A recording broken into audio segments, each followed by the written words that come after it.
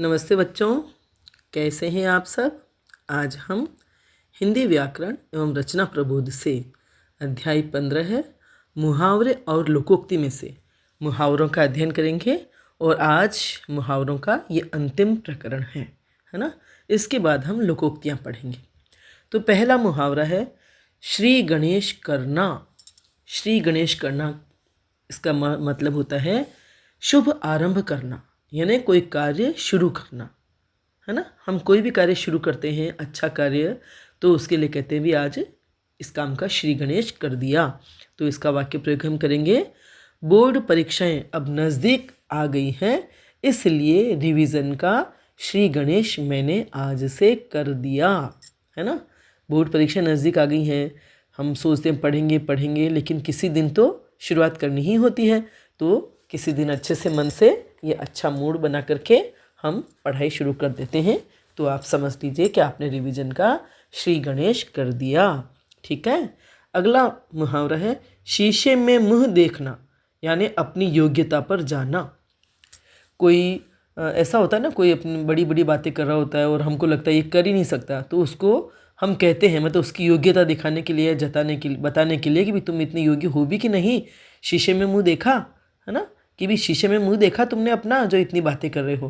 तो इसके लिए हम वाक्य प्रयोग कर सकते हैं कि शीशे में मुंह देखा है, बात करते हो मेरिट में आने की, जबकि पढ़ाई तो ढंग से होती नहीं है। आई बात समझ में। तो शीशे में मुंह देखने का मतलब होता है किसी को अपनी योग्यता का एहसास दिलाना कि आप कितने योग्य हैं और कैसी बात करते हैं। तो आपको मुहावरों के अर्थ इतने अच्छे से समझ में आ जाने चाहिए कि ऐसी कोई स्थिति, परिस्थिति या प्रसंग हो तो आप सहज भाव से, एकदम स्वाभाविक रूप से उस मुहावरे का प्रयोग कर सकें, है ना। तो मेरा जो इसी बात पर है कि आप इनके अर्थ को और भाव को बहुत अच्छे से समझें, ताकि आप वाक्य प्रयोग कर सकें। ये नहीं कि एक आध वाक्य प्रयोग आपने कहीं पढ़ा और उसी को याद करें या रटें और आप इस्तेमाल करें। नहीं, आपकी आदत में हो जाना चाहिए, ताकि आपकी भाषा प्रभावशाली हो सके और आपकी बातचीत से सुनने वाले प्रभावित हो सकें। ठीक है। अगला मुहावरा है सफ़ेद झूठ, मतलब बिल्कुल झूठ।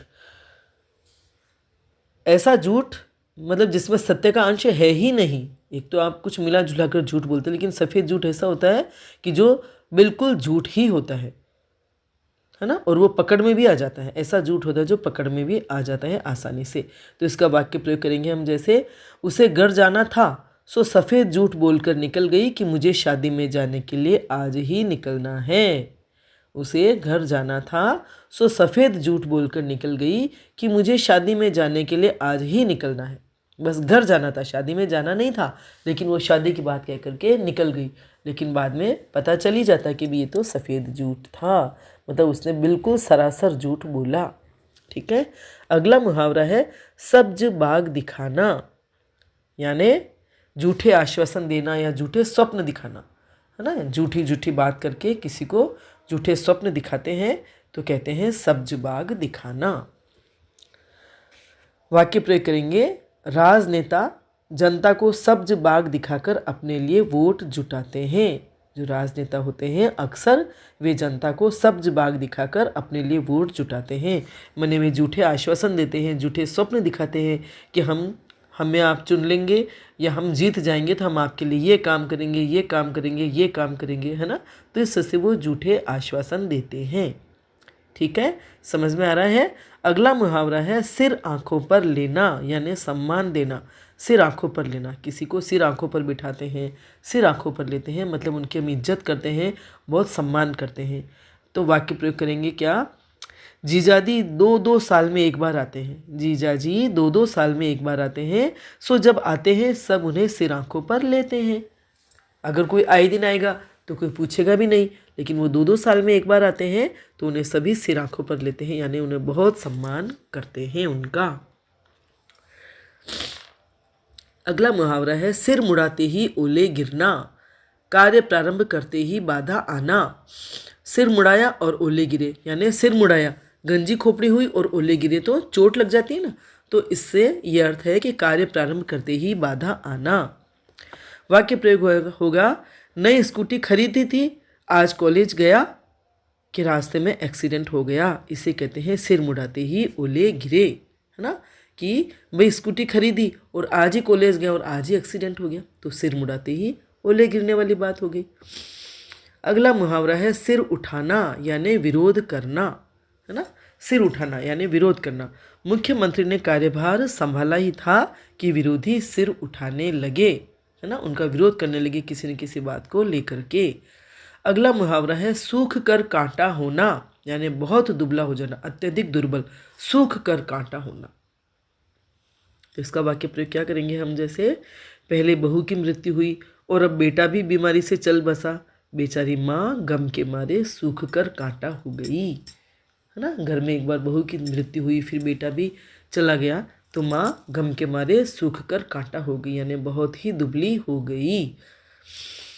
अगला मुहावरा है सूरज को दीपक दिखाना यानी प्रसिद्ध व्यक्ति का परिचय देना। सूरज का कोई परिचय दिया जा सकता है, लेकिन सूरज को दीपक दिखाना यानी प्रसिद्ध व्यक्ति का परिचय देना। कोई व्यक्ति वैसे ही प्रसिद्ध है, उसके बारे में क्या जानकारी देना या क्या परिचय देना। तो वाक्य प्रयोग क्या करेंगे हम, आज विश्व भर में प्रधानमंत्री मोदी जी को कौन नहीं जानता। आज विश्व भर में प्रधानमंत्री मोदी जी को कौन नहीं जानता, उनके कार्यों की जानकारी देना सूरज को दीपक दिखाने के जैसा है। आज विश्व भर में प्रधानमंत्री मोदी जी को कौन नहीं जानता, उनके कार्यों की जानकारी देना सूरज को दीपक दिखाने के जैसा है। आई बात समझ में। वे इतने प्रसिद्ध हैं, उनके बारे में सब जानते, अब हम उनके कामों का परिचय देंगे तो वो सूरज को दीपक दिखाने जैसा है, क्योंकि वो बहुत ही प्रसिद्ध व्यक्ति हैं, उनका परिचय क्या देना। अगला मुहावरा है सिक्का जमाना यानी प्रभाव जमाना। सिक्का जमाना यानी प्रभाव जमाना। चेयरमैन बनते ही प्रदीप जी ने अपने कामकाज से सारे नगर में सिक्का जमा लिया, है ना, प्रभाव जमा लिया। ऐसे काम किए उन्होंने कि सारे नगर में उनकी तूती बोलने लगी या उनका प्रभाव पड़ गया, तो सिक्का जमा लिया। अगला मुहावरा है सोने में सुगंध होना। एक वस्तु में एकाधिक गुण, माने कोई वस्तु में कोई गुण तो है ही और दूसरे भी गुण हैं, एक गुण में और भी गुण मिला देना तो कहलाता है सोने में सुगंध होना। सोना पहले से कीमती चीज़ होती है और उसमें फिर सुगंध हो जाना यानी तो उसके गुण बढ़ गए। तो इसके लिए हम वाक्य प्रयोग क्या करेंगे, निकिता सुंदर तो है ही, पढ़ने लिखने और घर के कामकाज में भी बहुत ही होशियार है। इसी को कहते हैं सोने में सुगंध होना, है ना। एक से अधिक गुण होने की बात होती है तो वहाँ मुहावरा प्रयुक्त होता है सोने में सुगंध होना। अगला मुहावरा है हवा से बातें करना यानी तेज़ गति से चलना। बहुत तेज़ी से कोई चलता है, तेज़ गति से दौड़ता है तो कहते हैं भाई वह तो हवा से बातें कर रहा है। महाराणा प्रताप के द्वारा लगाम पकड़ते ही चेतक हवा से बातें करने लगता था, यानी जो चेतक घोड़ा था उनका, महाराणा प्रताप उस पर सवार होते ही वो हवा से बातें करने लगता था, यानी बहुत ही तेज़ गति से दौड़ता था, क्योंकि वो बहुत ही प्रसन्न हो जाता था, बहुत ही खुश हो जाता था महाराणा प्रताप की सवारी करने से। ठीक है, आगे बढ़ते हैं हम। अगला मुहावरा है हथियार डालना यानी हार मानना। हथियार डाल दिए यानी हार मान ली।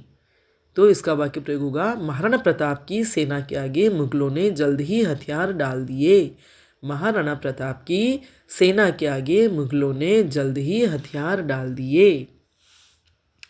अगला मुहावरा है हवाई किले बनाना यानी व्यर्थ कल्पनाएं करना, फालतू की कल्पनाएं करना जिनमें कोई सार है नहीं, कुछ होने वाला नहीं है, तो कहते हैं हवाई किले बनाना। हवाई किले बनाने से कुछ हासिल नहीं होगा, मेरिट लानी है तो दिन रात एक कर दो और जमकर पढ़ाई करो, है ना। नहीं तो पढ़ाई लिखाई तो हम करें नहीं और केवल बातें बनाएंगे तो वे कहलाएंगे हवाई किले। इसलिए हवाई किले बनाने से कुछ हासिल नहीं होगा, मेरिट लानी है तो दिन रात एक करना पड़ेगा, दिन रात एक करनी पड़ेगी और जमकर पढ़ाई करनी पड़ेगी। ठीक है, अगला मुहावरा है हाथ खींचना यानी सहायता बंद करना। जैसे ही उन्हें पता चला कि यह आदमी गरीबी का ढोंग कर रहा था मुफ्त में सब कुछ पाने के लिए, तो उन्होंने तत्काल हाथ खींच लिए। कोई मदद करना चाहता है सबकी, है ना, लेकिन कुछ लोग होते हैं ढोंगी, नाटक करके या गरीबी का दिखावा करके मदद लेना चाहते हैं। ऐसे में मदद करने वाले व्यक्ति को पता चलता है तो वह हाथ खींच लेता है, मदद करना बंद कर देता है। अगला मुहावरा है हाथ पीले करना यानी विवाह करना। हाथ पीले करना यानी विवाह करना। तो उसका वाक्य प्रयोग होगा समय पर लड़कियों के हाथ पीले न हो तो पास पड़ोसी रिश्तेदार सभी तरह तरह की बातें बनाने लगते हैं। समय पर लड़कियों के हाथ पीले न हो तो पास पड़ोसी रिश्तेदार सभी तरह तरह की बातें बनाने लगते हैं, क्योंकि हमारा समाज ही ऐसा है। बस शादी कर दो तो जीवन सफल है। अगर कोई कुछ एक्स्ट्रा या कुछ अलग काम करना चाहता है, शादी देर से करना चाहता है, उसका अपना कोई लक्ष्य है जीवन में, लेकिन नहीं साहब, लड़कियों की शादी तो टाइम से हो जानी चाहिए, नहीं तो दुनिया बातें बनाने लगती है। अगला मुहावरा है हथियार डालना, वापस वही है ना। तो हम आगे बढ़ते हैं। हाथ पांव फूल जाना यानी घबरा जाना। हाथ पांव फूल गए यानी घबरा जाता है कोई, तो कहते हैं हाथ पांव फूल गए। तो पुलिस का घेरा देखते ही चोरों के हाथ पांव फूल गए। पुलिस का घेरा देखते ही चोरों के हाथ पांव फूल गए। पुलिस को देखते ही वो घबराएंगे ना, तो उनके हाथ पांव फूल जाते हैं। अगला मुहावरा है हाथ का मैल होना यानी तुच्छ वस्तु, एकदम कोई महत्वहीन होती है या इस किसी बात का इतना महत्व नहीं होता किसी चीज़ का, तो कहते हैं ये तो हाथ का मेल है। तो शर्मा जी तो करोड़पति हैं, 25,000 रुपये का दान तो उनके हाथ का मेल है। शर्मा जी तो करोड़पति यानी बहुत पैसे वाले हैं, ऐसे में 25,000 रुपये उनके द्वारा देना तो उनके हाथ का मेल है, यानी उनके लिए तुच्छ है।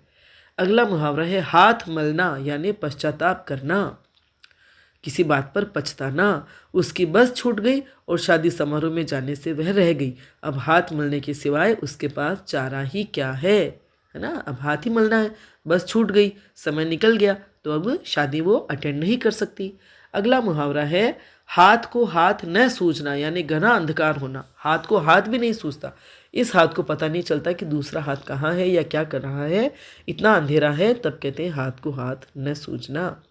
आज अमावस की रात है सो हाथ को हाथ नहीं सूझता, क्योंकि अमावस्या में इतना अंधकार रहता है कि कुछ भी दिखाई नहीं देता, तो इसके लिए कहा जा सकता है कि आज अमावस की रात है सो हाथ को हाथ नहीं सूझ रहा या नहीं सूझता।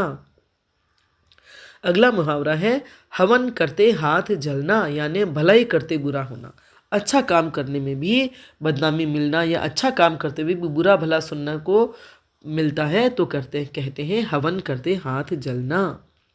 समाज सेवा करने निकलो तो कई बार अपमान भी झेलना पड़ता है, और इसे ही कहते हैं हवन करते हाथ जलना। आई बात समझ में।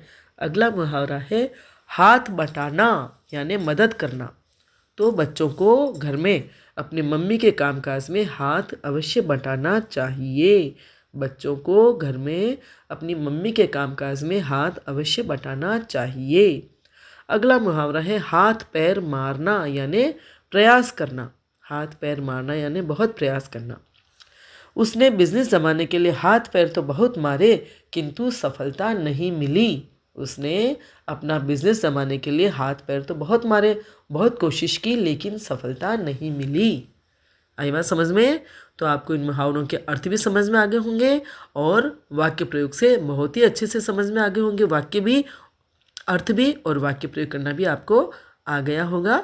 वीडियो आपको पसंद आया हो तो लाइक करें, अपने दोस्तों के साथ शेयर करें, मेरे चैनल को सब्सक्राइब करें, बेल आइकन भी अवश्य टच करें, ताकि जब भी मैं वीडियो बनाऊंगी उसकी सूचना आपको तत्काल मिल जाएगी। धन्यवाद।